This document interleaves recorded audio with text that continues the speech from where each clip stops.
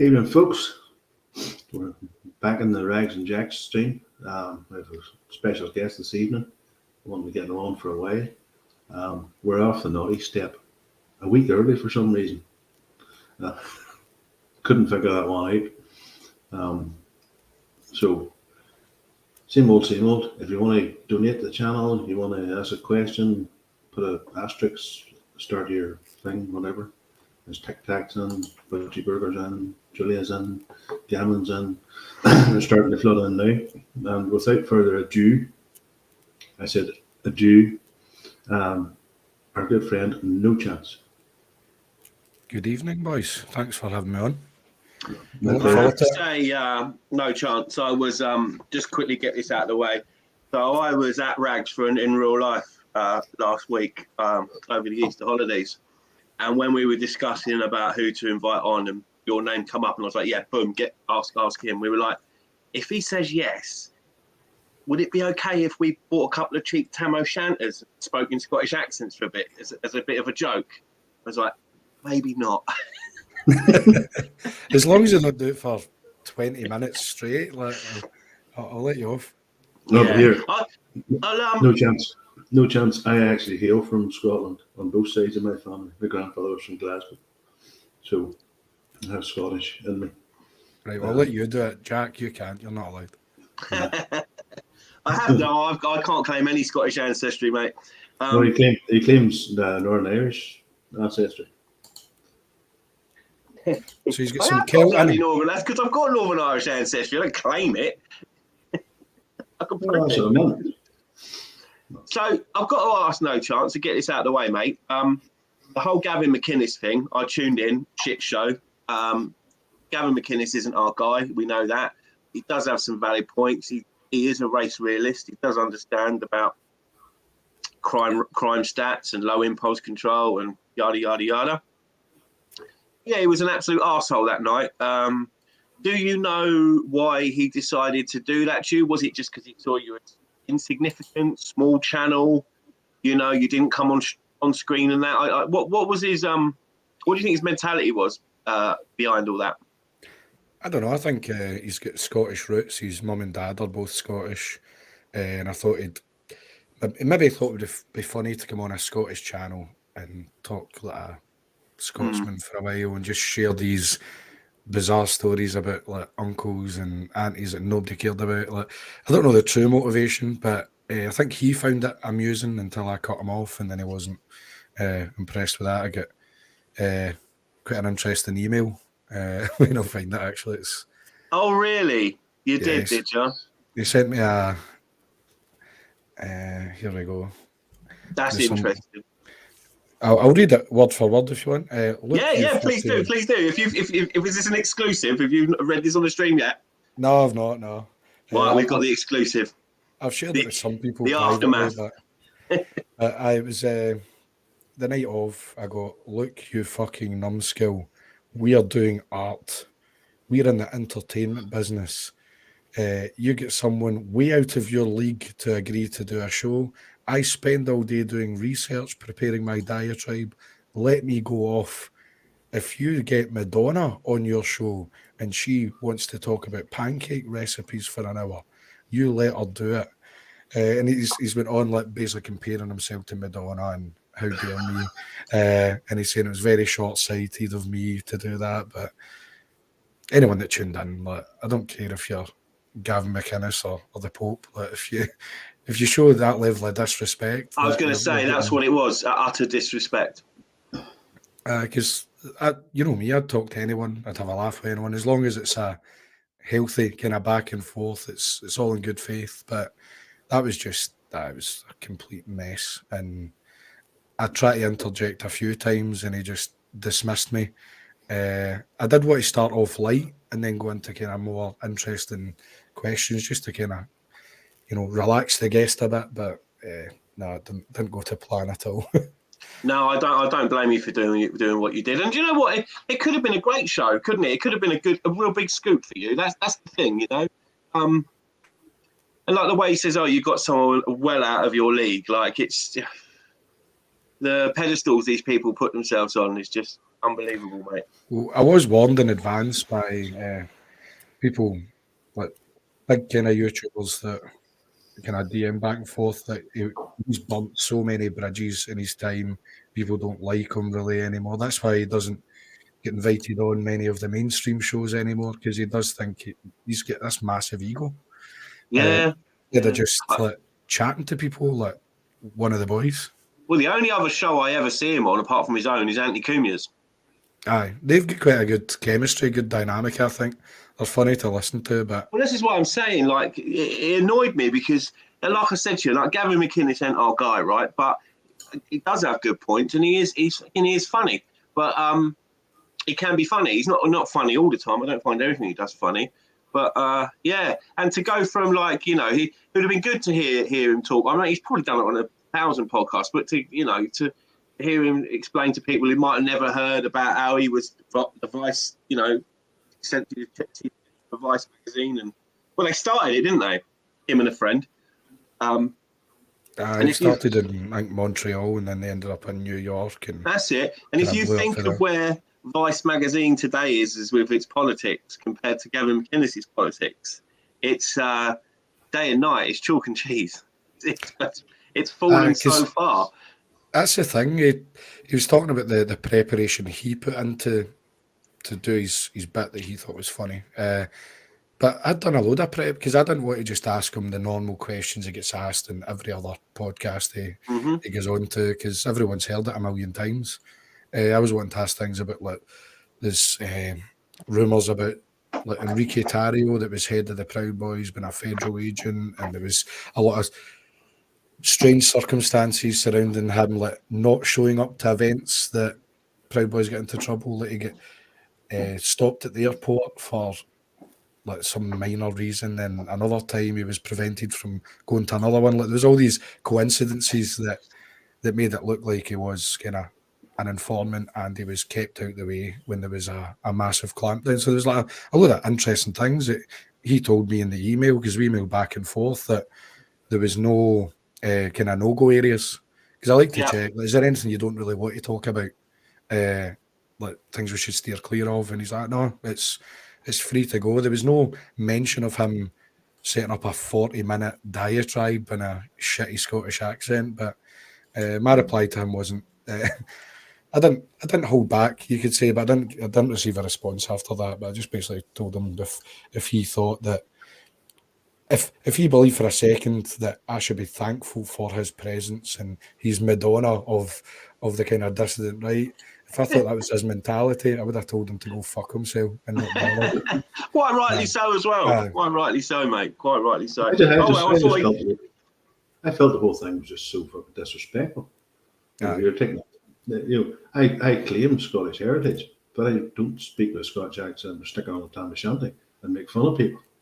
It wasn't even the Scottish accent. Like, it kind of get boring pretty quick, but it was just the lack of wanting to engage in any conversation at all. He was just wanting to go in this, which I cut him off after 20 minutes, but he uploaded 40 minutes of him doing that bit to his website and edited it as if he cut me off. Like, he mooned me and told me to fuck off. I was bizarre. But I so you had this 40-minute... That is an incredibly narcissistic behaviour. I mean, this is all new to me, what you're telling me now, the email and the fact that he still wanted to film himself doing that diatribe. So hang on, you cut him off after 20 minutes. Did he go and film it again? No, he carried on talking. So he was recording on his end as well in his studio. Right, okay. So they cut out the bit where I've kind of cut him off and him realising, and then he's jumped back into it. So it was like, there was an extra 20 minutes after I told him where to go, but that was strange. What a queer fish. I didn't understand he did that. So, Ragz, what is on the agenda for tonight? I've got a few things. What have you got? I have, where are we at here? Just to let Mr. Chance know, it's very formal, mate. There's no real sort of like system we have here. It sort of goes where it goes, but we'll touch on all of the big talking points of the week for our side. We have this one. and I wanted to get this channel sort of just came up. Your man Maya Tusi had promoted them on Twitter the day.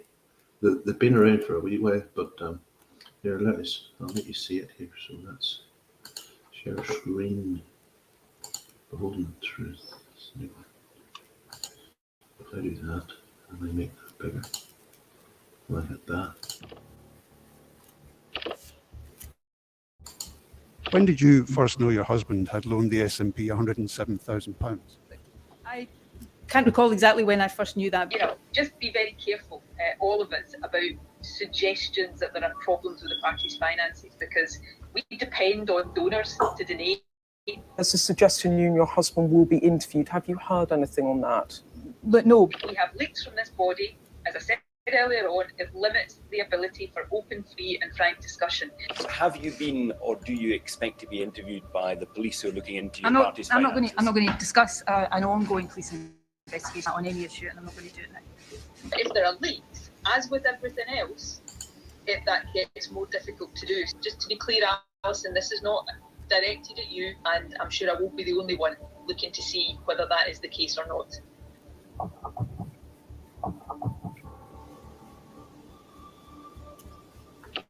Nicola Sturgeon, the former First Minister's decision to stand down was not connected with SNP finances. The party's never been in a stronger financial position than it is right now, and that's a reflection of our strength and our membership. So just a bit of context for us all to remember.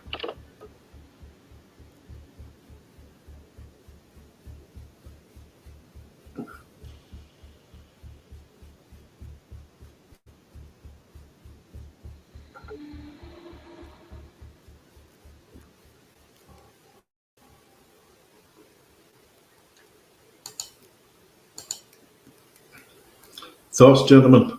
We'll start with you, Cleve.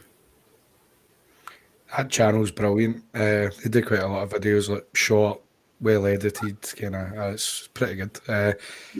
It's them at the end. Aye, them all driving by and their gravy buses. But is it just the take in general about the SNP or the bombshell today? There was the bombshell today about all the ministers that have actually left, the auditors that left them 6 months ago. They're missing £600,000. The villa in the south of France, I think it was, that was purchased. The motorhome that was purchased. But nobody actually mentions, you know the way everybody gets a certain budget from the British government in Westminster. It's supposed to be £18 billion over the last 5 years missing from the Scottish Health Service, according to one report. But nobody's mentioning that. It's all about caravan, mobile homes, and trips away and holidays away and money going missing.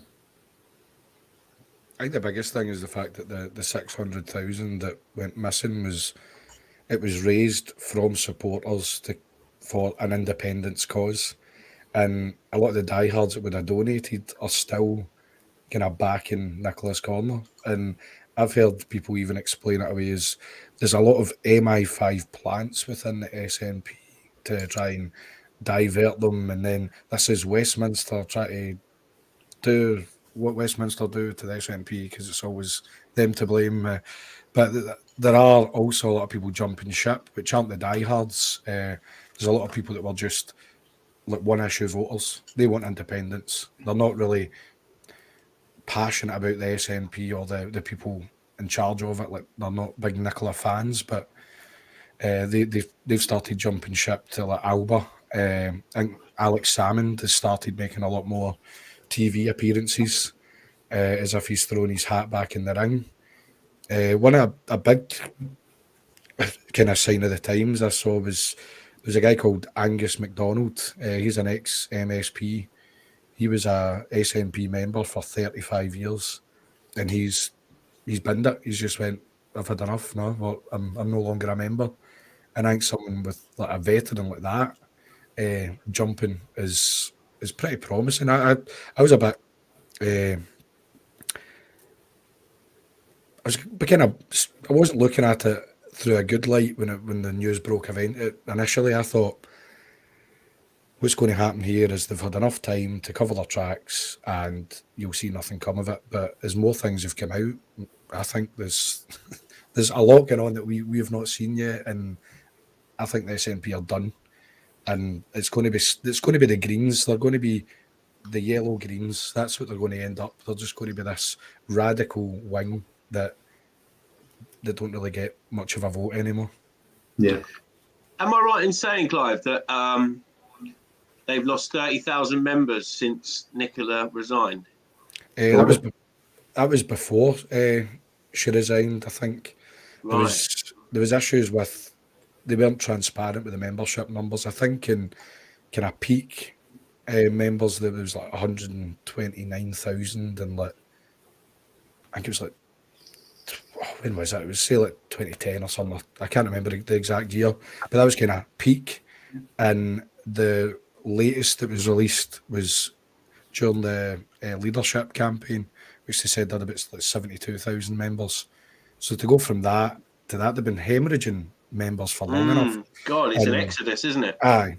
And since Nicola stepped down, Humza's get in, and then all the scandals erupted. Like that 72,000 was before all that. So why do you think? Why do you think it's all come to a head now? I reckon they've seen it coming. This investigation it's been ongoing for a while now. So you don't think it was the old the tranny in the male prison that broke the straw? You think it was she knew that this was coming down the pike and jumped ship? I think it was a combination of both, to be honest, because what the hemorrhaging of numbers, the drop in like 30,000 numbers or more was during that kind of transgender prisoner thing. That's right, okay, yeah. Admitted that the membership numbers aren't what they were claiming. Well, I mean, if that doesn't give you a signal to the base you're playing for, you know? But there's even talk of, see, the leadership race, that's usually meant to go on a lot longer than it did. But Peter Murrell, Nicola's husband, made the decision to make it a quick campaign because they knew things were coming down the pipe. So if it was a normal leadership race, which I think's like, was it like 3 months instead of the weeks they got,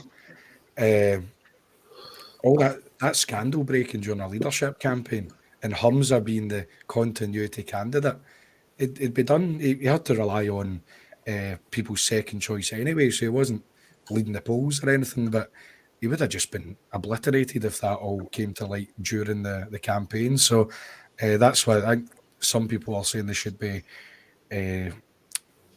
the leadership race again now that the scandals broke, and do it for the 3 months that it's meant to run for. Since I get behind that. I think you'd have. See, would you have got behind Kate Forbes? I think she was the best out of a bad bunch, but I quite liked Ash Regan because she was just throwing hand grenades in all the time. I think she was the one that kicked off the membership question. And I think she knew she didn't have a chance. The two front runners was Kate and Humza, so she was just lobbing in grenades from the sideline, which led to a lot of people journalists doing their job and asking questions that they should have been asking long ago. But I think Kate Forbes was probably the best out of the lot, but I'd much prefer to see the death of the SNP. Personally, I liked her, but I wanted Humza to get in just because I knew he would destroy it. He's the most unpopular guy in Scotland. Always a bit negative. Thank you, Matty. Coming up with a corner joke. Yeah, so I mean, I didn't. I'll be, full disclosure. I wasn't too interested in the leadership race. I thought, unfortunately, it would be a foregone conclusion with the globalists or whatever you call them getting their man. It's strange times up there, and it's interesting times too. I feel, and I think you're right. I think this is the beginning of the end.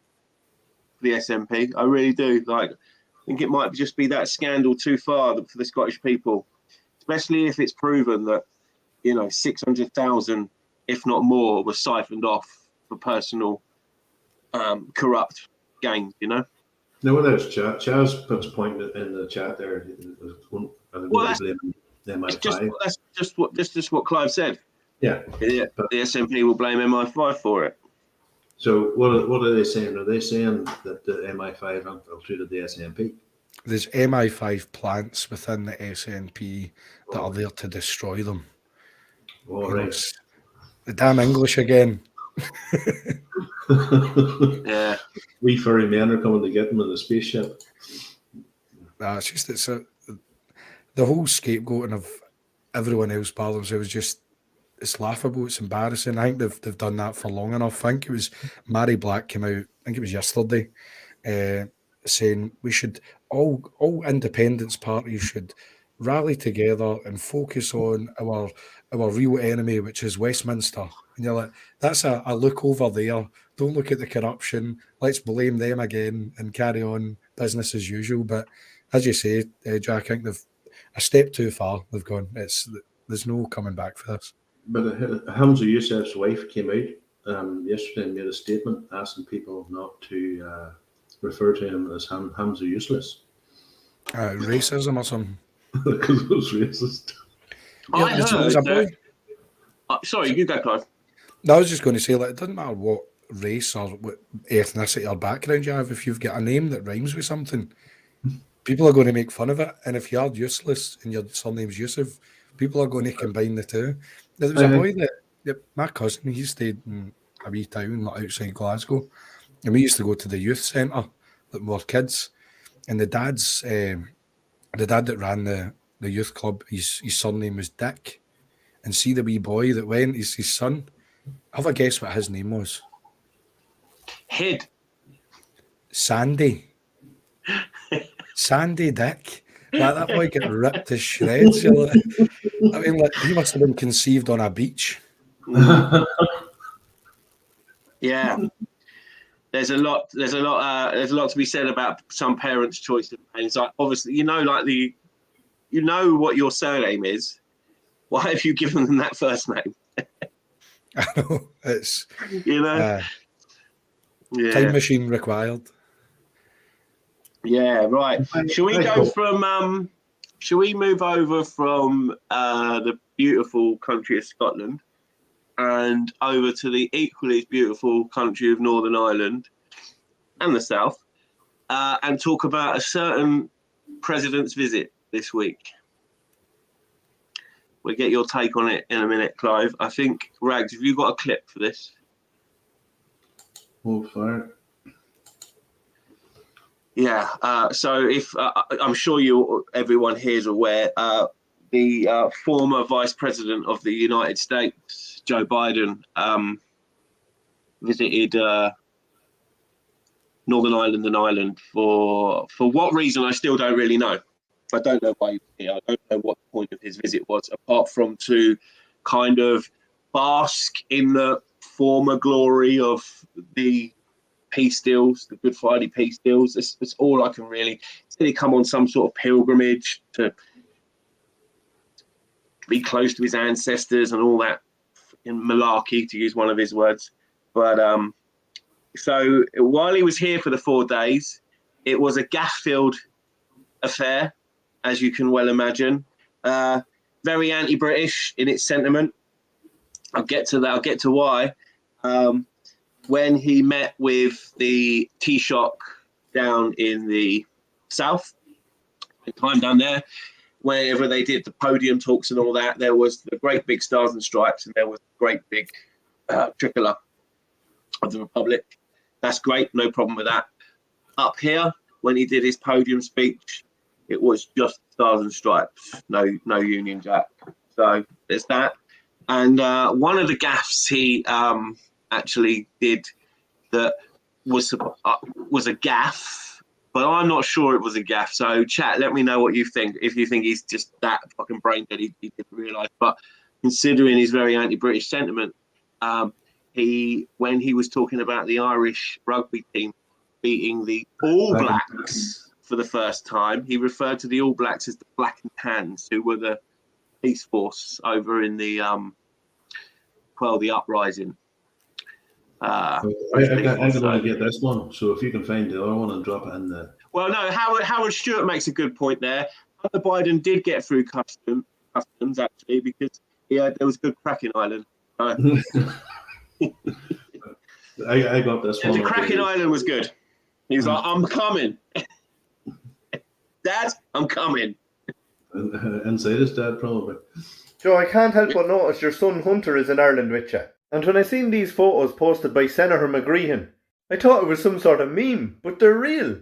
Just as real as the fact that Hunter was on the board of Burisma, a Ukrainian energy company, a dodgy Ukrainian energy company at that. Now, we're not here to talk about that or the millions upon millions of dollars that Hunter took away in his salary from Ukraine and Burisma. All this while you held the office of Vice President. To the untrained eye of the far right and the critical thinker, it may even look like you were taking bribes. But that's not the case, and we need to clear it up. Now, Joe, as you know yourself, one of the biggest talking points on this topic by the far right is what they claim to be Hunter's lack of experience in energy and lack of qualifications. But that's clearly not the case, because we all know that smoking crack is meant to give you serious energy, and Hunter's well qualified in that department. And Hunter, seeing as you're in Dublin, there's two Antifa crackheads I know there, Veronica and Ali. They're a bit rough around the edges, but they're sound and all that. Could you sort them out with 2 grams or so? I just weighed out the bag. It's 2.06. 2.07 without the bag. So how long is 2.0.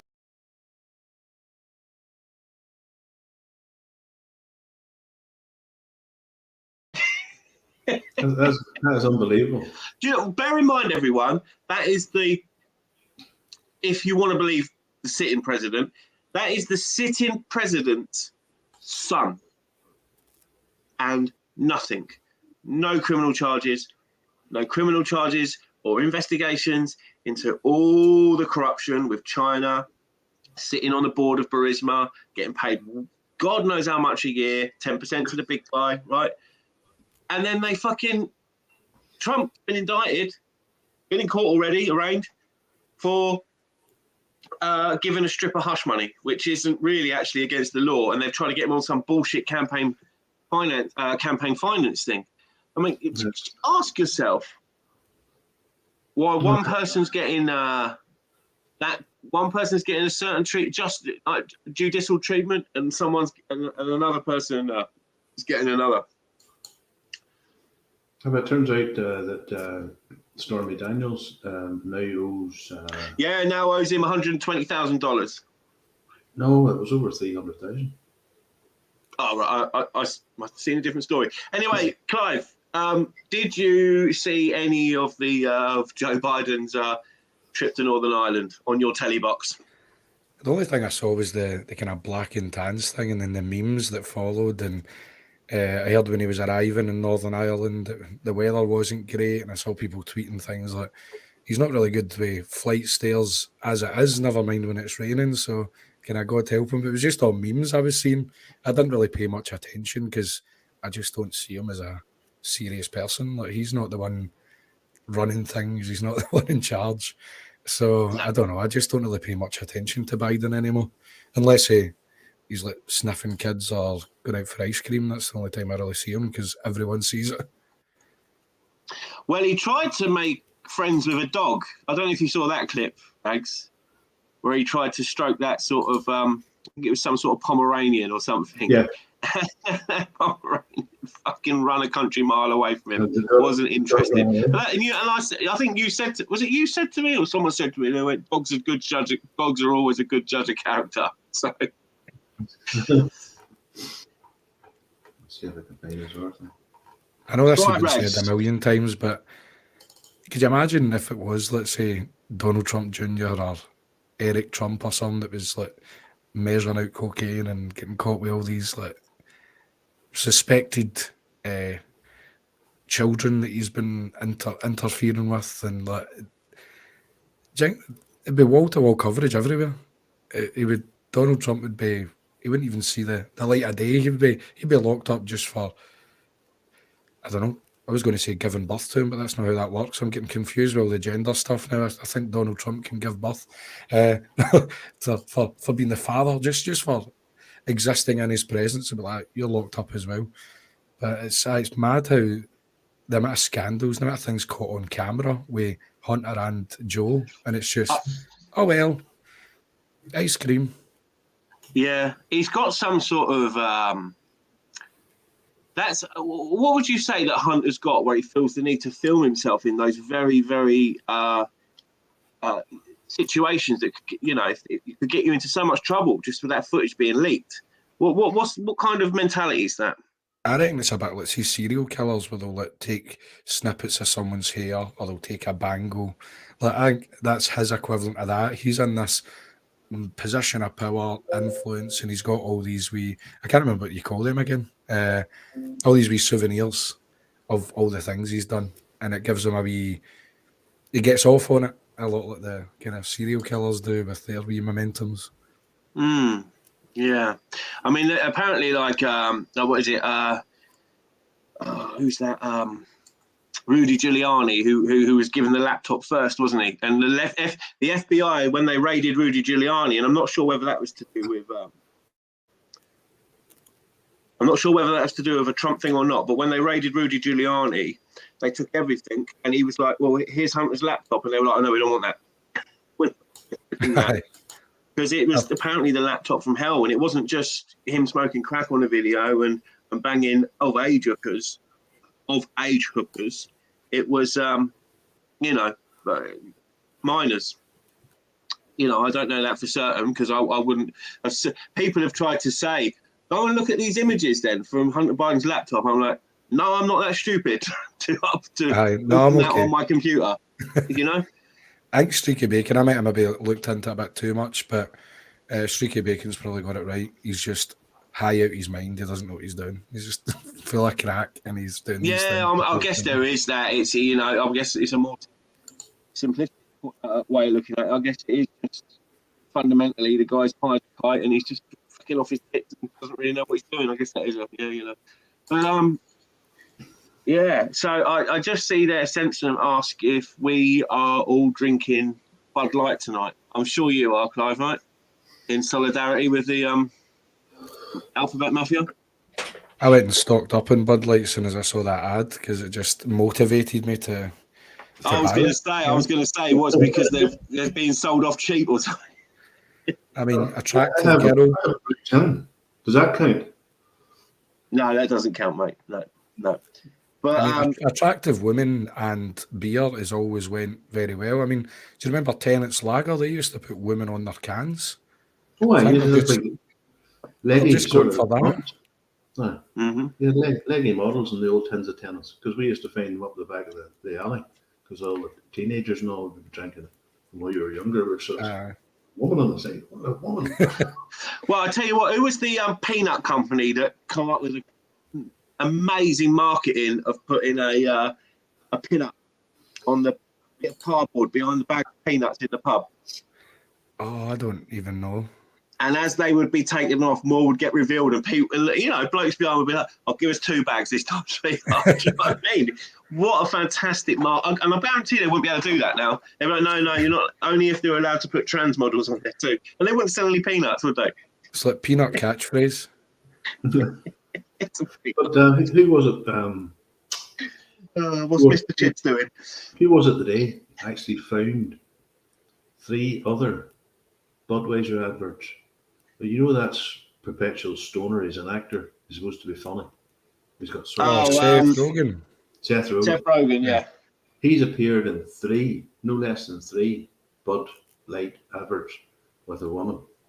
And they are so denigrating to real men. It's offensive. You mean like an actual, like, masculine man? They're not. No, it's it'd be offensive to a masculine man. Basically. Well, what I'm saying is, he's getting Seth Rogen's getting pussy whipped in all these. Yeah. Right. Okay. But people never noticed it before. It's only when you put a trans woman on the side of a tin that people noticed it. And then you had your man. What does he call him? Kid Rock. Yeah. With a and Yeah. boys literally shoveling out of their stores and driving over in a fork truck. You know, I've seen like a car park full of Bud Light cans and a guy in a steamroller going top of them. Right, so it's had Anheuser-Busch, the parent company, right? Budweiser, Bud Light, and I'm sure they've got other brands under their name. About 6 billion with a B wiped off their stocks after the Dylan Mulvaney campaign. And did either of you two see the interview with the vice president, the woke vice president, saying about how she wanted to update a dying brand and get rid of its fratty image and all that, and she wanted it to be more inclusive and all that. Did you see all that? Did any of you see that video, that side video? I only saw the chief exec's statement. I didn't see the interview with that woman, though. Right, okay, yeah. So, and she, Clive, I can tell you, she looked exactly how you'd picture a white middle-class libtard to look like as well. She was like Jacinda Ardern's twin sister. Yeah. Oh, fucking hell.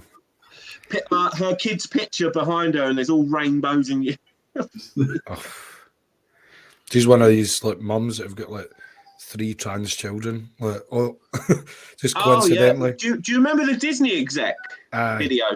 Yeah, is that what you were kind of calling back to there? Where she went, yeah, I've got like a non-binary. Well, she couldn't say son or daughter. I've got a non-binary child. Non-binary son doesn't work, does it? I've got a non-binary child and I've got a trans child, and I'm gonna. What did she say? I'm gonna queer up. I can't remember the exact phrase, but I'm basically gonna interject as much queerness as I can into the programming. I don't know who it was. I don't know if it was Matt Walsh or Jordan Peterson or Ben Shapiro, one of those lot that done the math on it, and the likelihood of that ever happening was just unbelievably slim. Like you probably have more chance of winning the lottery 5 times than that happening. It's mental, isn't it? Can you put Streaky Bacon's comment on the screen, Ragz, please? Because he has got a very good point there that we haven't even touched on yet. If you are drinking Budweiser or Bud Light, I don't know what to tell you. You ain't drinking beer. You're drinking an imitation of beer. Well, imitation of lager. Yeah, just it's a shit beer anyway. So if you drink that, I don't think anyone in here would be drinking beer. Budweiser. Same here, Toffee. Budweiser gives me a serious fucking headache. Same as toffee. I don't know what's in it, but every time I have a tin of it. Well, now you do. It's the estrogen. It's the estrogen. It's tranny sweat. They harvest it from tranny farms. There's a lot of them these days. Yeah. So Bud Light. Right. So that takes us on to like something that you know, the whole go woke go broke thing. Right? It seems to hold water, that theory. Yeah. Come on.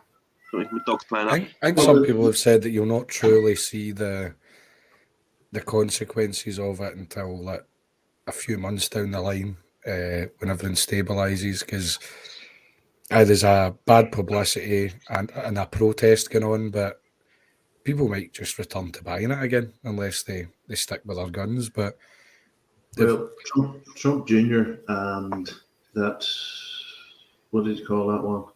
We were talking about it earlier. But your man that we used to be, or your woman that used to be a man, the athlete. Bruce Jenner. They advocated, they were all over Twitter and they were doing TV bits and pieces saying, don't boycott this because this is an American icon. You know, you can't. But it's not. It's owned by, Budweiser is actually owned by a conglomerate in Sweden. It's not actually owned by the Americans anymore. So. Right, okay. That was strange that he came out saying don't boycott it. But no, the fact is, Clive, that Budweiser is a massive donor to the Republican Party. That explains it. Wow, really? Yes. What, Anheuser-Busch? Mm-hmm. And they've had 6 billion off their stocks. Yeah, well, that came out the day that the reason why they were advocating for that was because the Budweiser is a massive donor to the Republican Party. and we're talking hundreds of millions of dollars. Because the Republican Party had put out a tweet about it, about the Budweiser and the transgender stuff and all, and how they didn't make it and how it wasn't acceptable. And then they retracted the tweet. But your man that was talking about it the day, he had clipped it. So he had a clip of the actual tweet that they had done out. Then he showed it on his thing. Can't remember who it was. Right, okay, yeah, I've just looked it up. Yeah, Donald Trump Jr. opposes Bud Light donations, citing companies' donations to Republicans. Okay, so that would make sense that the Democrats would put an idea like that forward to tank Anheuser-Busch stock, so they wouldn't get as much money in donation. I get it. I mean, that's, I don't know. What do you reckon, a lot of guys? the kind of fake right, like the kind of mainstream right that don't ever really talk about things that are edgy. I saw a lot of them talking, like saying things like they should have got Blair White on the Bud Light can, and you're like, that's just still another tranny on a can. Like, just fuck off. Yeah. Get Blair White on. She's based. No. I think the reason why the Americans took so much of offence of it is, like, usually there'd be adverts as men out working and doing manly things and, out hunting and, building houses and steel erection and all that stuff, and a cool beer at the end of it, and to have Dylan on Fanny go, hey, I got beer, and then he's lying in a bath full of bubbles and stuff. It's like, huh? Yeah. You've demasculated my beer. And I think people are just bored of all the I don't know what propaganda. guys, if they do something like that with Special Brew, I don't know what I'm going to do. I've been Photoshop tonight. Yeah. Talent super. That's my job tonight. I'll be in Photoshop making a gay can for you. Yeah, please do. Please do a Tenant Super with fucking Dylan Mulvaney doing some sort of fucking. As long as they don't do one on Dickens cider. Yeah. But I think people are just bored of LGBT propaganda. It's everywhere. Like, you can't just enjoy anything now. I think I started watching it because I travel a lot for work, so I sometimes get a series and try and make it as not political as possible. And there was that The Last Kingdom. It was like a kind of Vikings type thing. Yeah, my missus watched it, and I kind of tuned in now and again. Had that guy playing Uhtred Ragnarsson, and he had a really weird accent in it. It was a strange accent, but it was, wasn't it? Yeah, I wasn't the only one, because I said to my missus, I goes, he's talking weird, isn't he? It's not just me. I'm not having a stroke, am I? But I think I saw the first season, or like a season and a half, but then I kind of fell away from it. But I've heard there's a movie out which kind of ties it all together. It's like a finale. It's called Death of the Seven Kings or something. And apparently they made that guy gay in it. Yeah. What guy? Uhtred? I think so, yeah. I'm sure it was him. I was quite looking forward to watching that because it was quite based, and I loved it because it was all historical figures. Obviously, there's a load of fucking artistic license taken, but it had all the historical place names in Old English and that. So I was learning about it was quite educational as well in that respect. That I was learning the old names of these places and stuff. It was King Athelstan. They made him gay, and he had sex with his Christian advisor in the movie. Yes, I'm sure that would have happened in real life. So like you can't even just sit and watch something without being bombarded with gay shit, or even like I've said this before, but you always get a series. Your missus will go, let's watch this, and you go, all right, okay. And she picked that You. Have you heard of that? It's on Netflix. No. It's about like some like Jewish serial killer. Like he gets obsessed with a woman, and then he basically kills people round about her that's causing her trouble. And like the first season, like, it was pretty good. It was an interesting kind of take in a program. But then the second season, like every character was gay or trans basically. And then the third season, because so they reel you in. They reel you in with a good first season. That's it. And then the second they go full out. But then the third season that was released during the pandemic. And one of the kind of plots of the story was their son that they had together get really sick because it was like measles or something. And then it turned out the neighbour, their child wasn't vaccinated because the parents were against it. So then they went and like basically tortured the dad for being an anti-vaxxer. And you're like, now we're killing anti-vaxxers in programs. You're like, just leave it alone. Write a story. Let people Jesus enjoy Christ. it. Carry on. But it's Wow. the one that takes me to the fair all the time is the period dramas. With the big mansion house in England, and the carriage and the horses taking them up this long drive, and it looks all so idyllic and so British, and it's English, and it's this one, and then it pans into the carriage, and the woman's there in the full gear, the full dress with the corsets and this, that, and the other, and she is black. And you're like, and then one period drama came out, somebody was talking about it the day, and they're trying to depict Queen Elizabeth as a black woman. And well, they've done Anne Boleyn, so why not? London. It's like, well, we're all descendants It of would Cheddar never Man. work.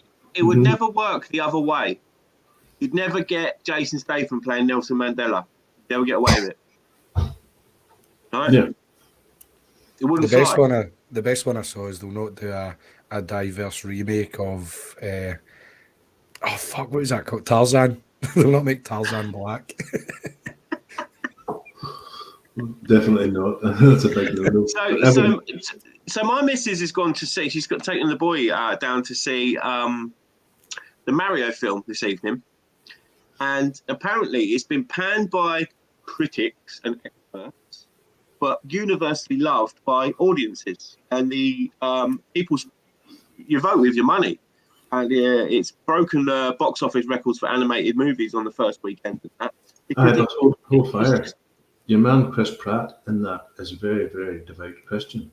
Yes, and I know. Yeah, these people that do these reviews are very anti Chris Pratt because of his religious beliefs. Oh, so you're so anti-Christian then? They're not anti-Chris Pratt, are they? They're anti his beliefs. Yeah. Well, it's like a lot of them, the hockey players that wouldn't wear the LGBT jerseys for the night on the LGBT. And the man says, no, it goes against my Christian. It's all right for them, but it goes against my Christian beliefs. I'm not doing it. And they attacked him. One of the pundits, the sports pundits, says if he didn't like it, he could always go back to wherever he came from. Russia. He was Russian. That was it. That was the one. See, I feel like just becoming Christian, and then I can just use that as a defence, because I just don't want any of that shit near me, but it's not for religious reasons. It's just over the top bullshit that's getting force fed to everyone. That's the stance against it is it's propaganda. It's clear propaganda, and I'm not for it. Get it away. We have a very outspoken friend on Twitter, a young lady called Irish Rose, and I don't know how. She sort of reels me in and gets me into these freaking arguments on Twitter, but I just state facts. They don't like it when you use official crime statistics. They facts. cry. They cry and seethe. You're a racist. You British people are racist. No, hang on a minute. Do the Japanese and the Chinese do they have closed borders? They welcome all sort of ethnicities into their homelands. What about Vietnam? What about Cambodia? Do they like freaking people? We all know what Dangerfield talks about when he talks about the coloured folk in Cambodia. They walk into a bar and the whole bar empties. It's what, 90s, high 90 something % homogenous, right? Cambodia. Yeah. Cambodia's 99.2% Cambodian. Yeah. Some are there's a very small Chinese community there, but what they do is they seem to buy up a seaside town and turn it into a casino resort, and then when the money runs out, they just leave. Right. Okay. Are you trying to find something right now, Ragz? I had stuff lined up there and just Yeah, please go ahead. I've got a few more things to talk about, but Clive, is there anything you wanted to talk about, right? In particular? No, not really. I'm just here to go along with whatever's been spoken Third about. chair, right? Aye. Third chair. I'm No, often again, referred to it's that. great to have you. And if someone could please drop No Chance's channels and links into our someone who's got them, if they could drop them into the chat, please, so people can follow, give them a sub, give them a follow, give them a sub. I'm trying to Telegram, work on my Twitter, Twitter whatever. game. I'm not very good at Twitter. I've been better at not getting sucked into like meaningless debates because I'm terrible for just biting. Someone says something, I'll bite, but whereas now I'm more reserved. But I've been trying to build up my Twitter following. But when you're talking about like shit libs that just don't like facts, it was one of those guys you still get. What's that hashtag FBPE? Oh God, follow back Pro Europe. He's one of those, and he was. Shit, I've been seeing that since what 2016. That bullshit. But he was trying to give Serena Brown a hard time for a tweet. I saw it. I saw it. Yep. But was that Dom Jolie? I seen he quote tweeted her, but our initial interaction was with Adil Ray, see the guy that does Adil Ray, that awful Citizen Khan crap, yeah. Aye, and I think he runs that game show in STV or ITV. Is it Lingo? He's the kind of host for that. But the guy was trying to argue with me that having mass immigration doesn't bring down wages. And you're like, how did you even come to that conclusion? And then he was, because of people like you, the country's in a state, and there's a shortage of bus drivers now. And I'm like, I know a lot of people that can drive buses and trucks, and their wages have went up now because people have left. Same with the construction game. As soon as Brexit was announced, a lot of Polish and Romanians just fucked off back home. And then for the first time in forever, construction wages went up. Yeah, it makes it more competitive. If there's less people in the pool, the people that are of the country make more of a buck. And then he done this. He's in this overall wages are going down, and you're like, well, we've got higher immigration than we've ever seen. Higher legal and illegal. It wasn't even this bad under Labour. So it was constantly like disproving his own points by the statements he was making, but he just couldn't see it. And I just find it impossible to try and speak to those people. But I noticed here years ago when I was fit enough and working and stuff, we had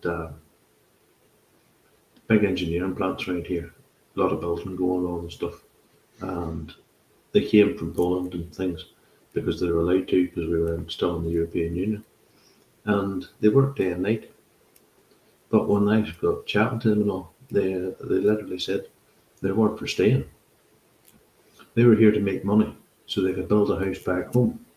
Aye. Save up enough money to go back home and live like a king. Is this Poles you're talking about? Polish boys, aye. Yeah. That's what they did. I worked with a lot of Poles, and the amount of their wage they would just send out the country, just back home, as you say. Well, see, that's what it's been a generation now since that mass influx of the Eastern Europeans, isn't it? At least a generation, if not more. And so half of them have had kids that are now British citizens and will always have the right to stay here even after Brexit. And half of them, you're right, Clive, sent money back and they've bought land and they've built bloody nice houses on them. And, you know, once they've got that, they could probably settle for a more menial wage, you know? Once they've got the house and that built, the land, you know, no mortgage, perhaps that's the option for them. I don't know, but you're right in saying that so many of them used to send so much sterling was leaving the country in that era. And I remember I first went on the tools in that era, working up in London as well, as central London and West London, and every labourer was Polish. Yeah, you go and do what you need to do. Polish, Romanian, Lithuanian, Estonian, Latvian, all all of them, the whole gamut in that. But have you still got any communities and that up where you are of the Eastern Europeans? Did they settle? Glasgow is a big Polish contingent, but even when you talk about the Polish, like, they're nice people. You can get along, have a laugh, but it was self-interest. They came here to send money away to build up their life over there. It was even that bad. There was a lot of banks. I think they've stopped it now, but there was a Polish dedicated helpline where the Polish would phone in, they get spoke to in their mother tongue, because that's how bad it was. I do know some of them that I used to work with have basically disappeared back home, and that was after the kind of Brexit thing. But I don't really know if that was mass or just some, but I'd probably say I mean, about 20% of them I know disappeared. Sorry. Where I work, didn't mean to cut you off there, Clive. Sorry, mate. Where I work down here, it's hard to gauge when you can't see someone. You know, where I work down near the border, in a place called Newry. People probably heard of it. It's classed as a city. It's no bigger than the town I left in England, though. You know, it's classed as a city, and there's still a lot of Eastern Europe. There's a lot of Polish shops, Polski sklep, and the Eastern European food markets and that. And there's a big beef processing plant in that town, and I would probably say that over 90% of the people that work there are from Eastern European descent. So there's still a lot. There's still a lot in Ulster. Well, there's still certainly a lot in Newry, and I've heard the same for other big towns, especially up in Belfast as well. You know, in Derry. It's one of those things about immigration that's not really spoke about, because if you see them walking down the street, you just assume they're Irish or Scottish or that, so you don't really notice the change. Whereas when you start seeing the kind of Polish shops crop up and Polish dedicated helplines and stuff, you're like, oh, what's going on here? Well, Ragz said to me once when we were talking about him, he said, they look like us, but they're not us. That's where I kind of always make a distinction between, like, some people claim that they're white nationalists, and I say no, ethnic nationalist is a more accurate term, because I'd be equally as uncomfortable if my town became majority Polish or majority Lithuanian. So it's not a white thing. It's basically keeping cultures as recognisable and having their own founding stock. Like, when I go to Ireland, I want to experience Ireland and the Irish. When I go to Germany, I want to experience the Germans in Germany. It shouldn't be a controversial stance. It should just be like a thing that's accepted everywhere else. But I don't know. It's bizarre. I hate the kind of, it's a white thing. It's just not. Oh, I'll answer Parkgate's question there, if you don't mind putting that on. Where was it? Where'd it go? Got it. That one. Yeah, genuine question. Why leave England for the tramp region of South Armagh? Well, I don't live in South Armagh. I'm nowhere near it, actually. And the reason I left England, I'll quite quickly tell you, I see the writing on the wall for England. I saw the writing on the wall for my town. It's becoming a horrible place to live in, an unsafe place to live in, a hostile place to live in, and decided to get out before it got worse. There you go, Parkgate. They're turning the English towns and all now, as far as I can see, when you look at news and when you look at YouTube and stuff, they come here for a better life. And then they turn the town that they moved to into the same town that they left, a total ghetto. You know, the rubbish in the streets, well, we'll not even mention that they're friendly neighbourhood gangs that run Sharia around, and certain people can't be on certain streets at night in your own homeland. So it doesn't happen here. No. I have video evidence. I've showed you that. Yeah, I'll tell you what, boys. Let me tell you what I did today for the first time ever, right? I drove through Armagh, actually, funnily, Parkgate, to a place called Ochnacloy. And I went fly fishing for the first time at a trout fishery. And I tell you what, I had a absolutely brilliant time. I loved it. Every second I loved it. Couldn't struggle with the casting, but I guess it all comes with time, and I definitely want to do it again. And I definitely realise that men, especially people who work hard all week. I work hard. My fucking back aches most nights when I get in, right? Need something like that. Should be doing something like that once a week, right? Getting out, whether you're going for a walk, doing a bit of hill climbing, fishing, walking through the forest, taking the dog for a walk on the beach if you're lucky enough to live near one. Just getting out, getting your phone on Do Not Disturb for a couple of 3 hours minimum, and just having a bit of a reset. Jack, I fully advocate that, and I tell you what, I will be doing that in the future. A lot more of that in the future. What gives you higher hopes for Ireland? Genuine question too, Jack. What gives you higher hopes for Ireland? This isn't Ireland. Where I am, and what I knew I was moving to, Black Pigeon. Was it Black Pigeon? Yeah. Yeah, Black Pigeon. What I knew I was coming to, because I come and did a little bit recce beforehand, right? Was a country that I recognised. People looked like me. All right, they didn't speak like me. The accent was a bit hard to say. For the first few months, I was like, "Can you say that again?" To so many people, and it's not now. I've got it. I also use colloquial terms myself. Ragz knows that because I bring him up and go, well, lad. I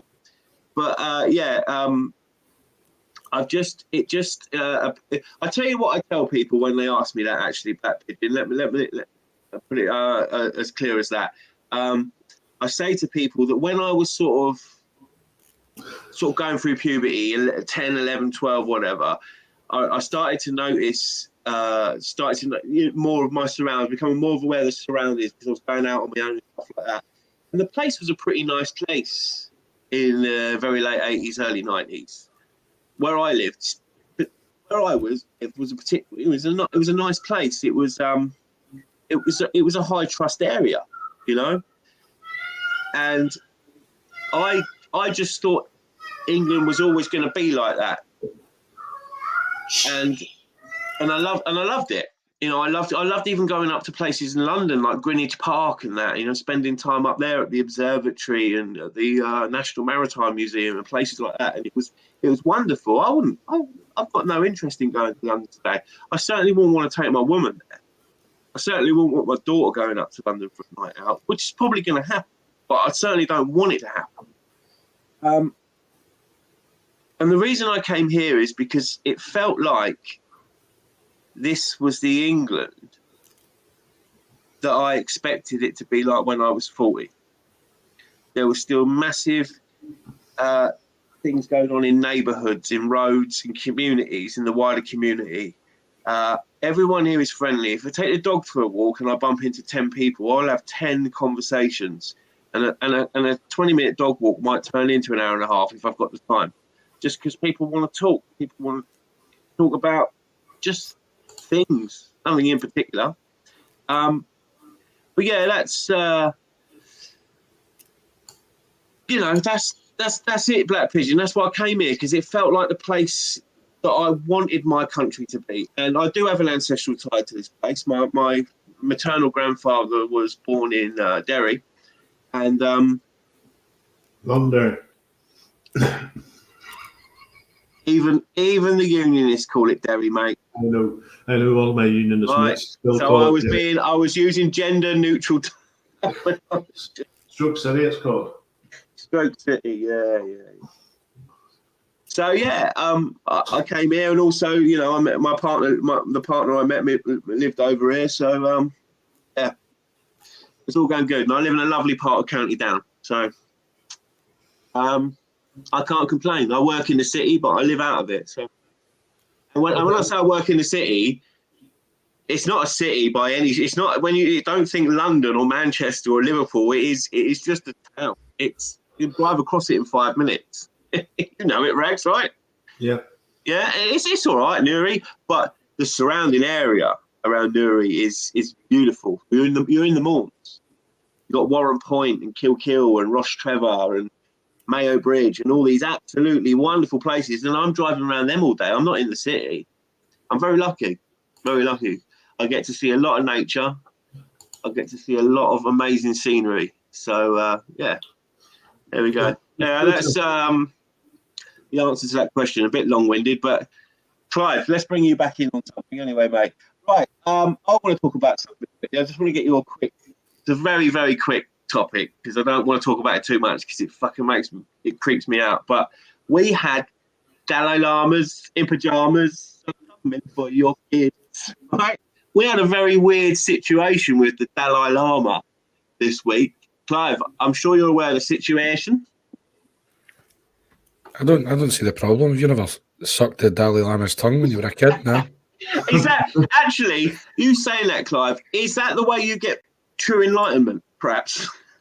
I've heard that. Well, that's what he told me anyway.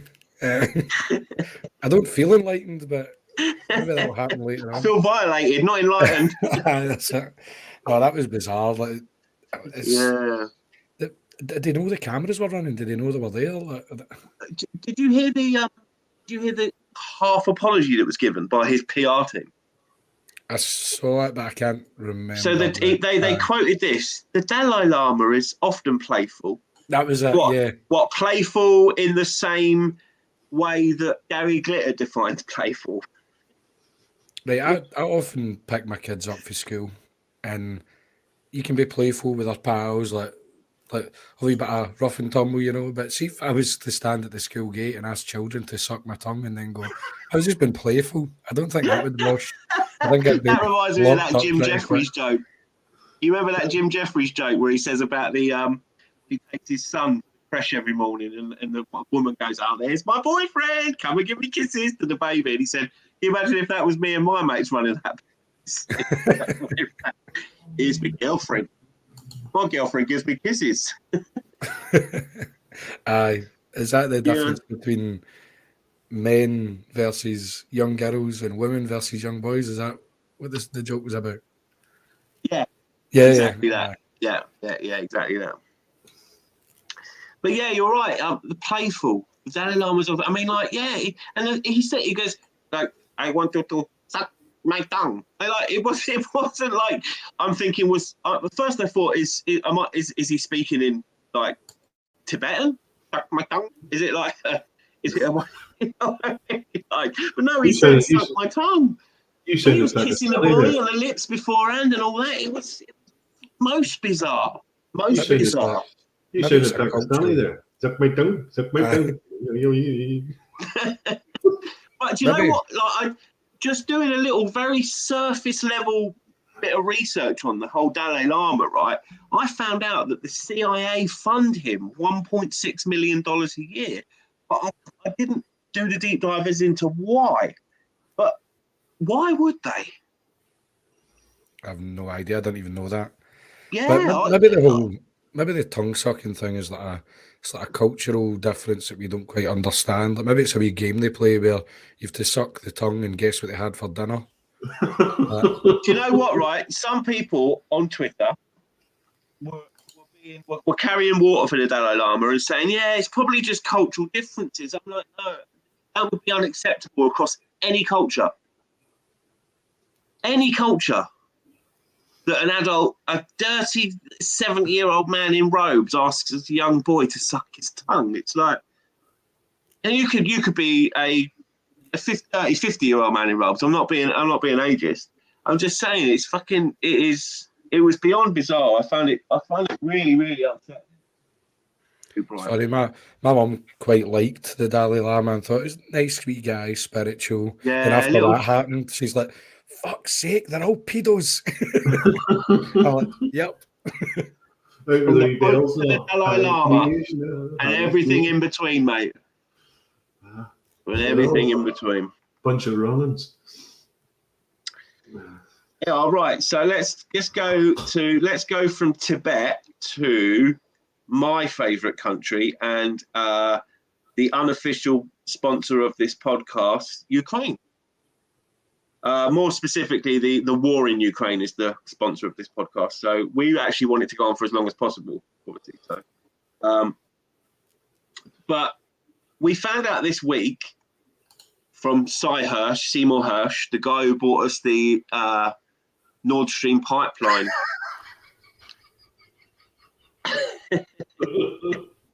I'll censor making Ragz laugh. We found out this week that 400, and this won't shock anyone, this is just confirmation, that £400 million seems to have been embezzled by the Ukrainian government under the guise of diesel funds. You aware of this, Clive? No, it's another thing I switched off from. I was interested to see at the start when the conflict started, and I was sympathetic. I could understand why the Russians felt they had to take action because the kind of expansion of NATO. I know that we always knew that Ukraine was unbelievably corrupt. That was often spoke about in the media in the West all the time, and then all of a sudden, boom, the sun shines out their arse. They're amazing, brilliant. Yeah, I've seen Jimmy Dore cover that. I don't know if you've seen him. No. Where he'll show you the press, the media post the invasion, and it's like, we need to talk about Ukraine's Nazi problem, right? And all that. We're like, we need to talk about the corruption in Ukraine, blah, blah, blah. And then boom, it's like, oh, Ukraine can't do nothing wrong. Let's send them another $1 billion.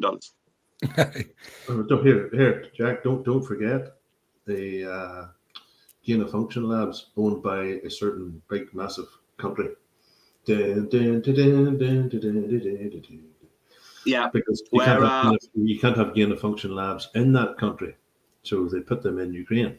And I don't know if you're saying this because you've seen a recent news article, Ragz, but it appears that did both of you see the C-SPAN stuff in regards to the biolabs when the war first kicked off, and Victoria Nuland was there saying, "Oh yeah, we need to make sure these labs are secure because they've got dangerous research chemicals, substances, or whatever in." And she didn't want to call them biolabs at first, biological research centres. Did you see this, Clive? I saw that, yeah, and it was brilliant, right? So you know what I'm talking about. Okay, so they're back up and running now.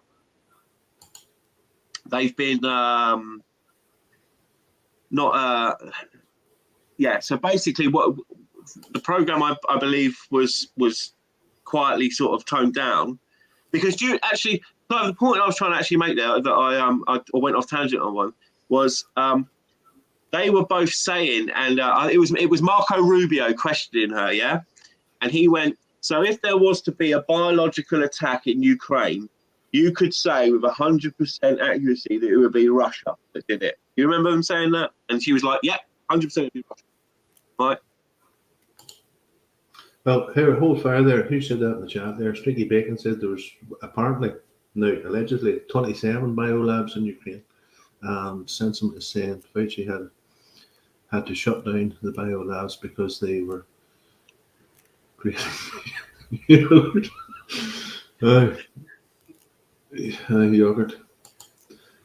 I think they were creating a bit more than that. So also, it appears that Ukraine is still buying their diesel from Russia as well. Did you see this, Ragz? Mm-hmm. Yeah. So it really, when I saw the article and then saw someone breaking down the article, it really absolutely threw me through a loop. It's like, hang on a minute, how are they managing to buy their diesel from Russia? But apparently it's true, Clive. Have you heard this?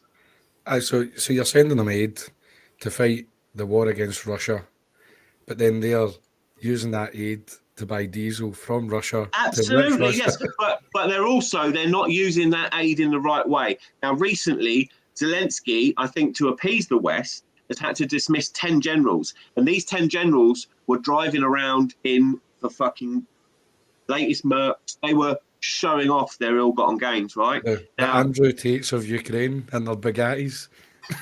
Someone made the good analogy. It's like that scene in Goodfellas, you know, where he turns up in the fur coat And he's like, I told you not to spend any of that fucking money. You know, don't make yourself a fucking obvious that you've got a load of money, like, you know. You need So to yeah, launder it first before you spend. Parkgate, you're absolutely right. War is a racket, and if you've not read the book, get it. General Smedley Butler will tell you all about why war is a racket. But he doesn't take a break to work it out, but he lays it down eloquently in words. So if you've never read that book, there you have there's racket on the thing there. But let's go back and take the E and the T off the end of that and say rack. Look at your man's Zelensky's wife last year, right? Right. So you're saying they've siphoned off, like, I don't know, what's a decent tip? Couple of grand, $5 grand? No. What he's saying is they're hiding a lot of money in her chest. In her chest, in her bra.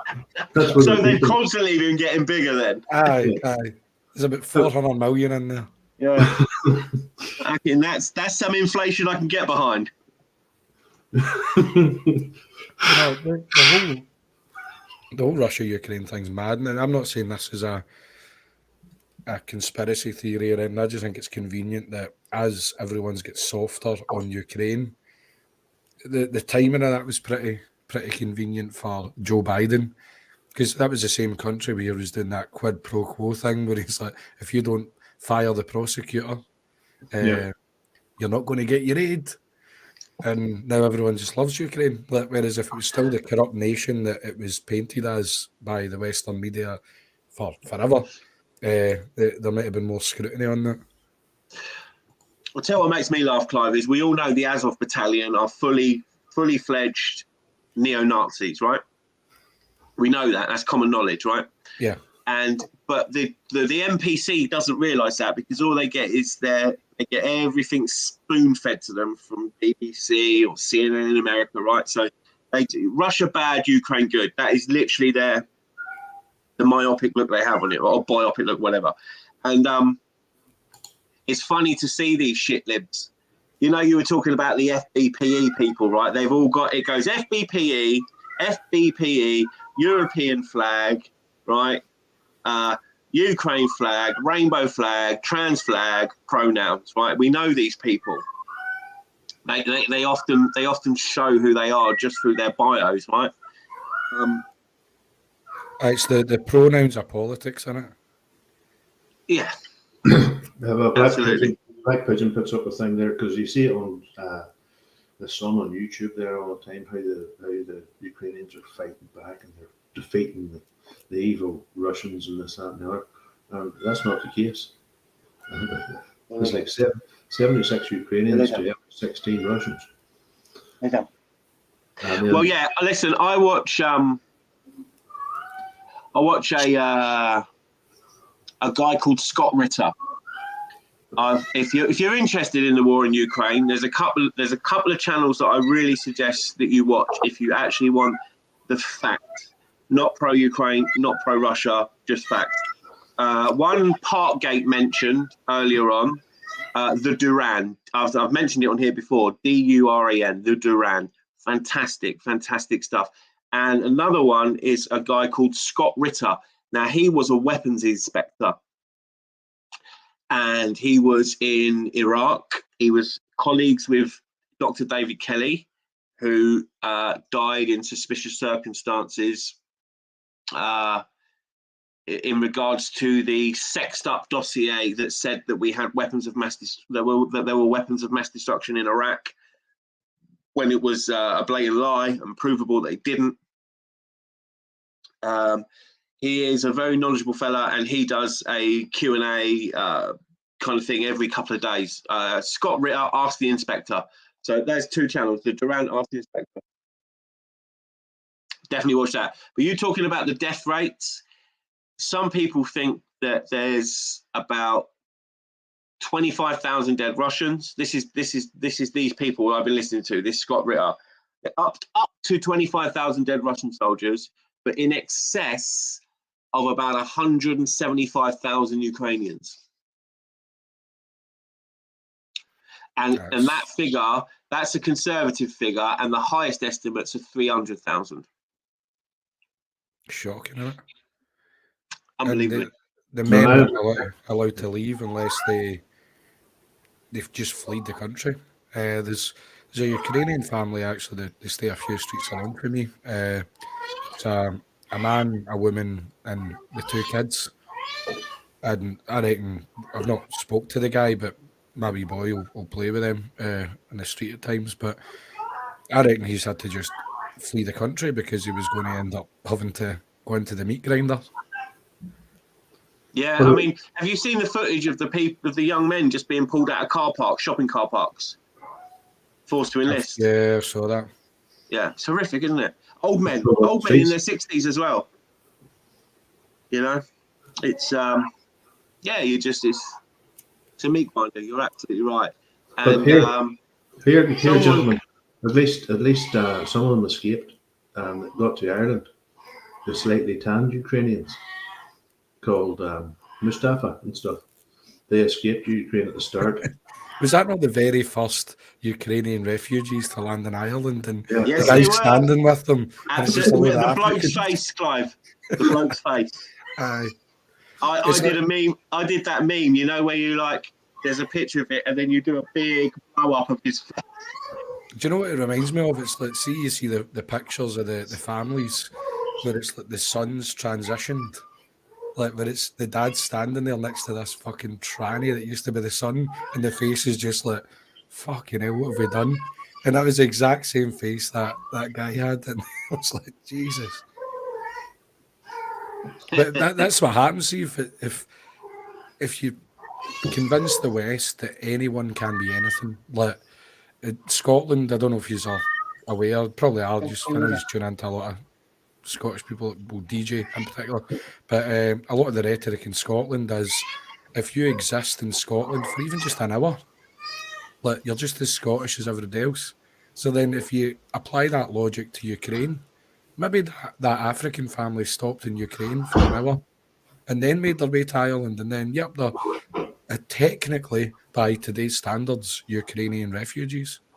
Yeah, it's mental, mate. Mental. I just want to address something Anglo-Saxon said up there. He said, how can you have neo-Nazi battalions when you have a 4B2 as the commander-in-chief? I'll tell you why, right?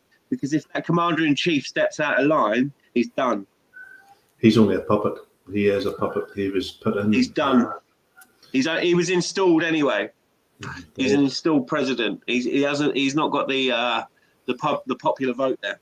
And for a man with so much money, why does he always? He's not a military man. He was never in the military. You know, he was a supposed comedian. A homosexual dancer, by the looks of the videos I've saw. Yes, that's the one. Yeah, you know, and he always wants his combats and he's this, that, and the other. He's like 4 foot fucking 10. He's like an Oompa. You know, how's he supposed to be this great military presence? Well, in his defence, most of their growing goes into the nose, not the legs. Well, most of the stuff goes up his nose. There's that too. Right.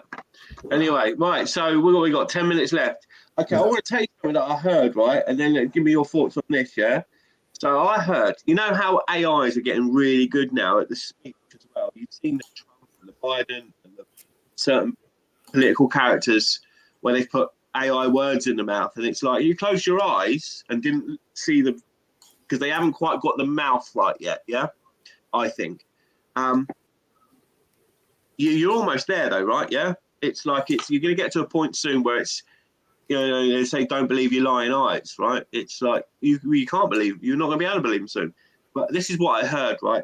There's a new scam going round where they will find out details of someone. They will find out that someone's a mother or a father, and they will ring them, and it will be a daughter's voice saying that they're in a kidnap hostage situation, their own daughter's voice saying, oh, I'm in real trouble, blah, blah, blah, blah, crying, and then saying, you need to pay money here.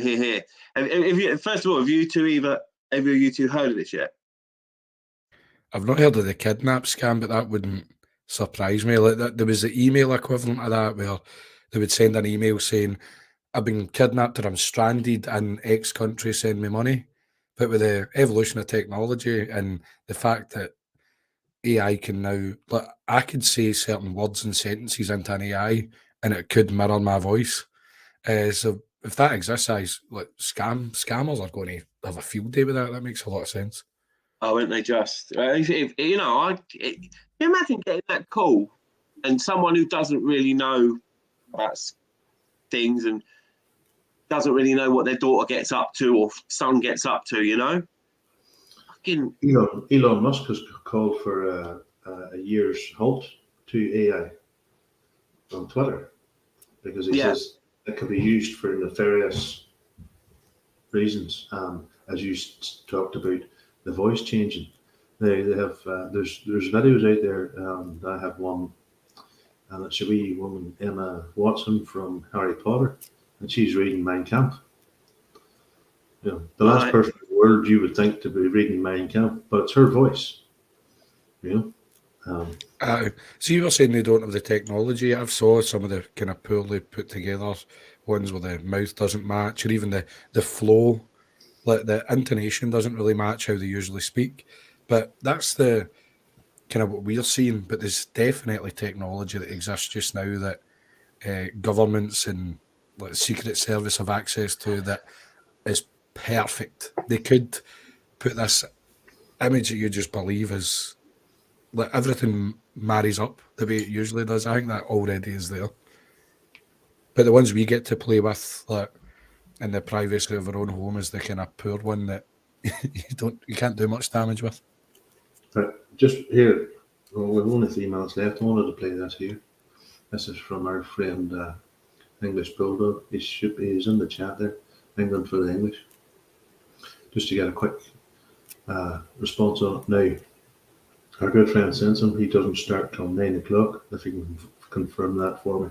So we could run 5 minutes over. Hold on a second. Present. Screen.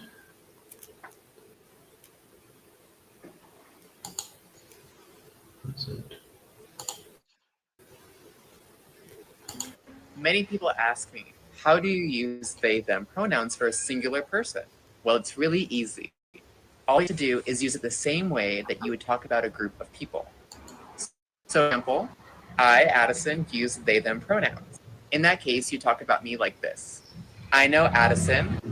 They are amazing. Their dress and their hair are amazing. And I'm so proud to know them. Now, a fun fact about they, them pronouns is that they've been used in a singular context for centuries.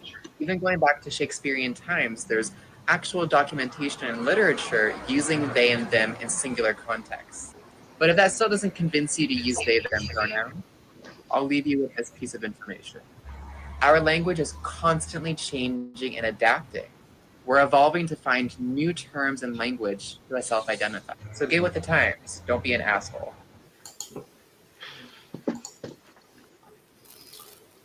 Thoughts, Clay?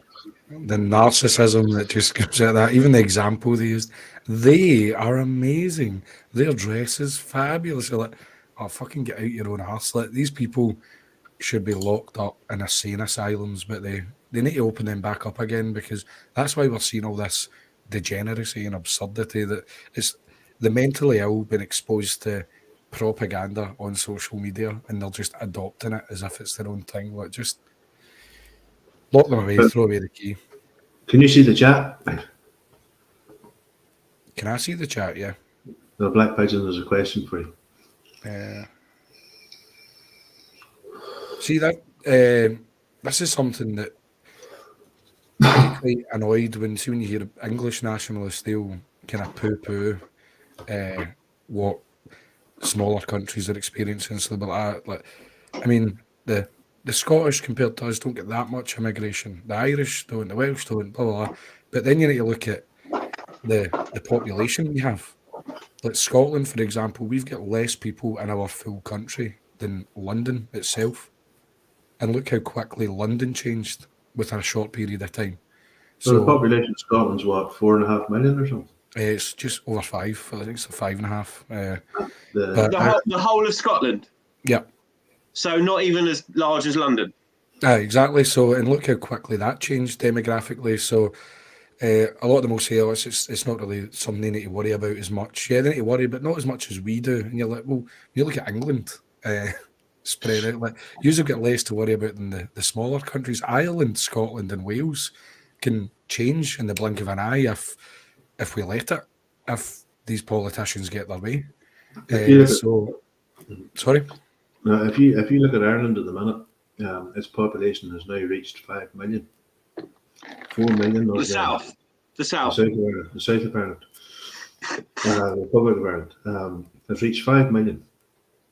4 million were actually native Irish-born people. The other million weren't born there, and that's in the last, what did your man say, 20 years? In the space of 20 years.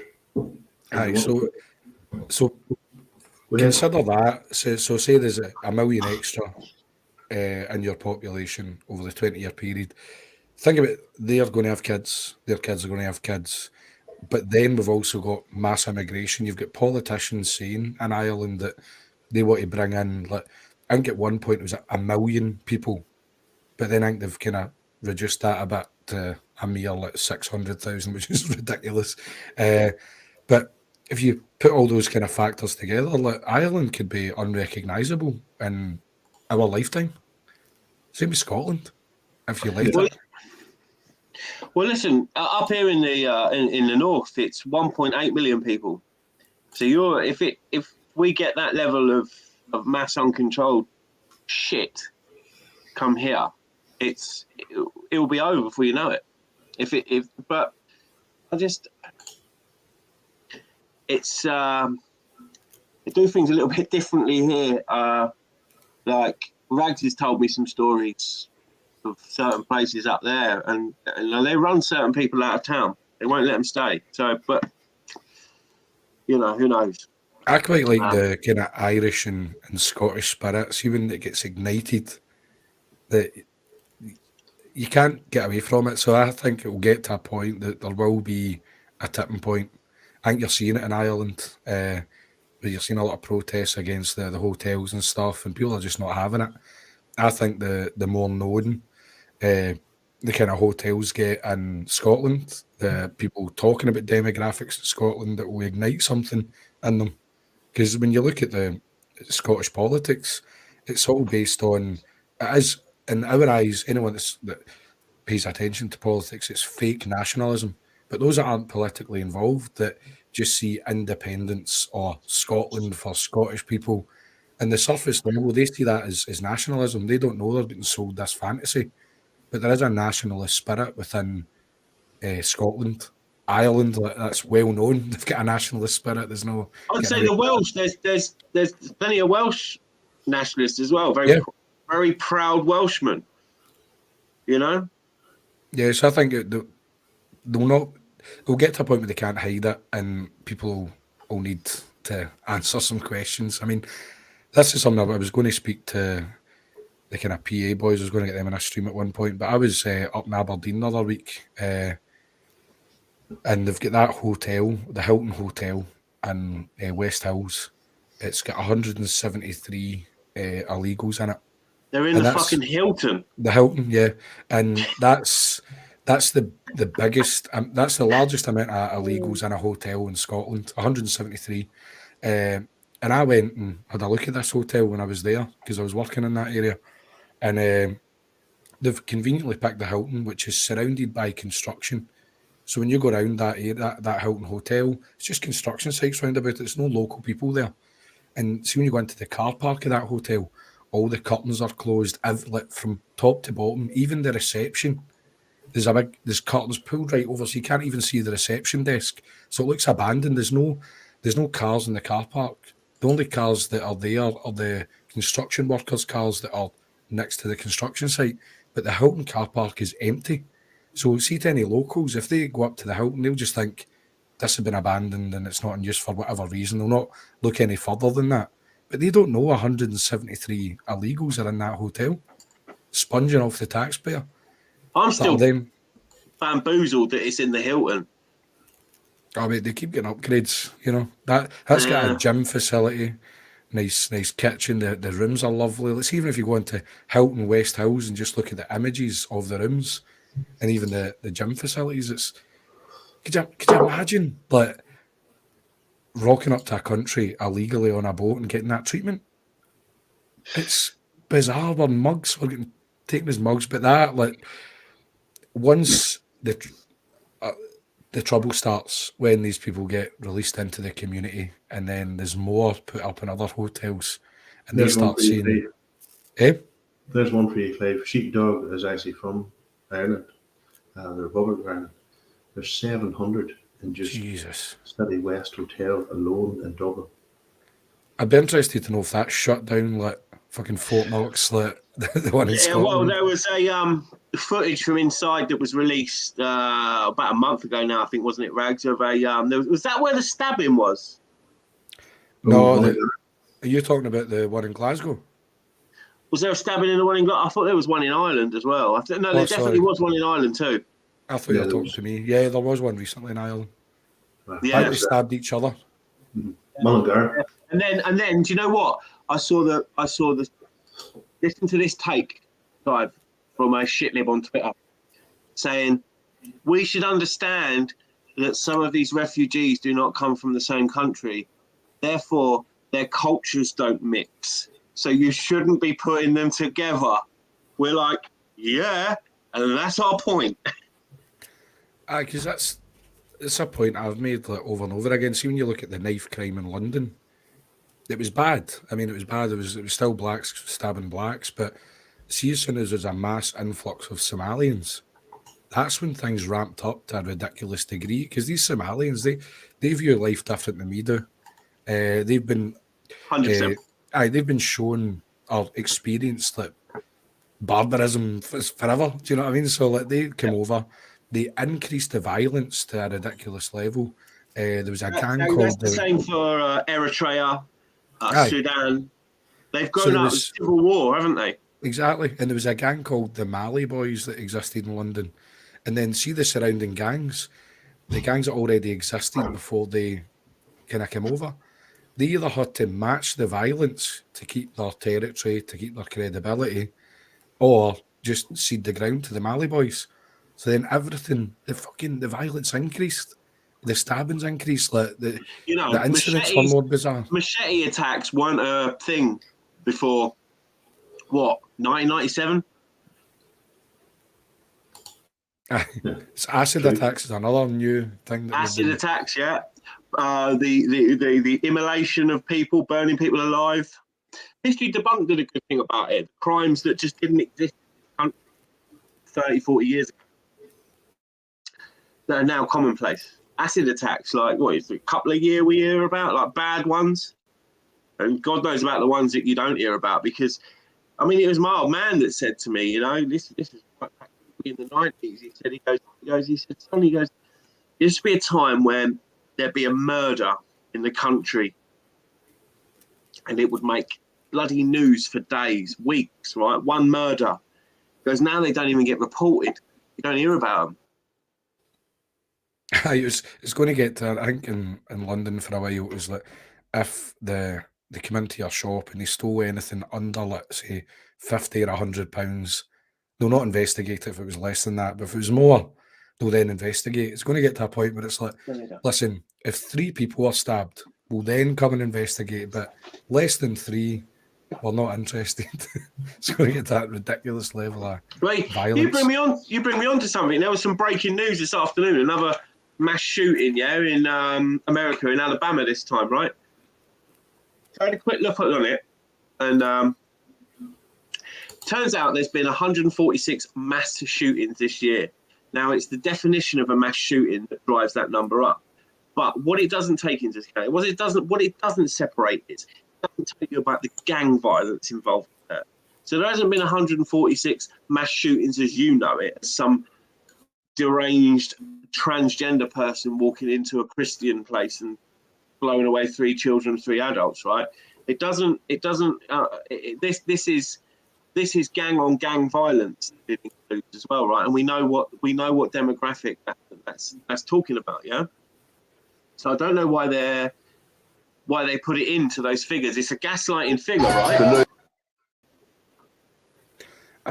Devin Tracy, like that Atheism is Unstoppable, is brilliant at kind of documenting all this. He's went through mass shootings. He's went through, even if you look at the UK, he's even looked at the kind of disproportionate crime by certain groups, and I rate him highly. I think he's got some retarded takes, thinking like Donald Trump and guns, but who's this? overall, Atheism is Unstoppable. Aye, but overall he's solid. He's a good dude, but no, he's looked at the mass shooting figures, and it's overwhelmingly black.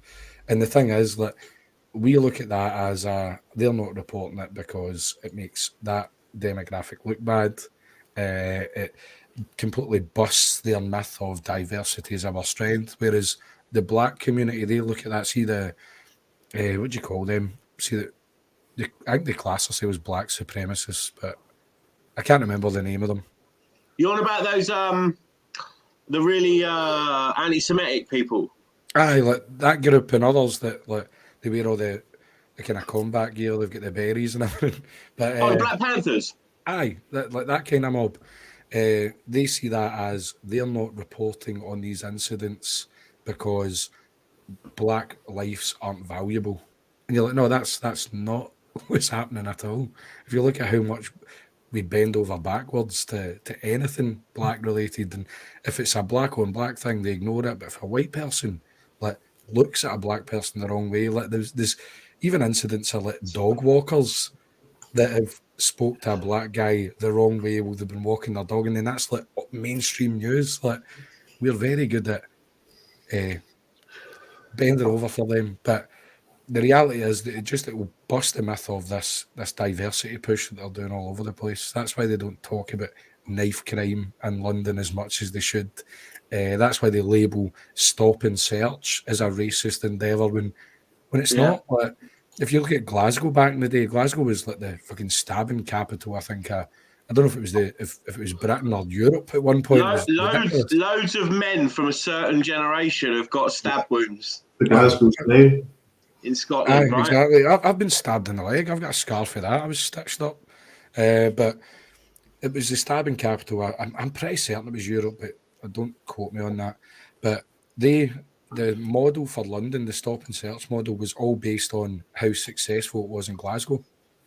And when you look at the Glasgow stop and search, all they did is target the demographic that were stabbing people the most. So it was young boys in tracksuits that looked like they were trouble. And yeah, they might have stopped, say, 10 boys in tracksuits, and maybe only 2 had knives. But they didn't say this is an ageist and tracksuit phobia that's going on and stop and search. No, all they were doing is targeting where the crime was.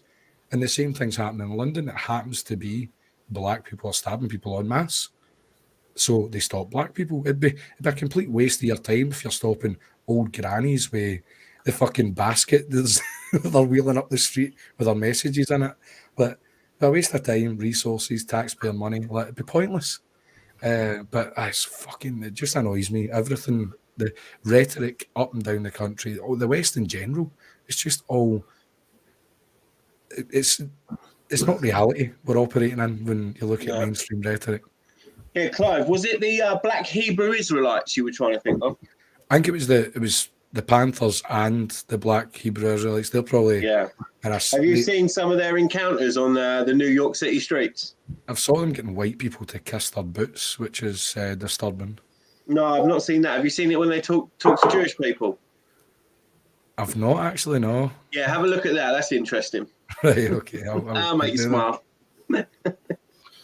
Right, gentlemen. Apparently, they're not Jews. Well, we have one minute real left. Jews. Our good friend Sensen is on at 9. So I'm going to clear this up. I would like to get Clive back on again. It's been absolutely brilliant. Yeah, thanks for coming on, Clive. It's been great. I think this is the first time me and you have been on a stream together. Yeah, I think so. But Yeah. no, I'm up for coming on. As long as I'm free, I'll come on. But Absolutely, it's been good. mate. We'll reach out to you in a few months' time and get you back on, mate. That's great.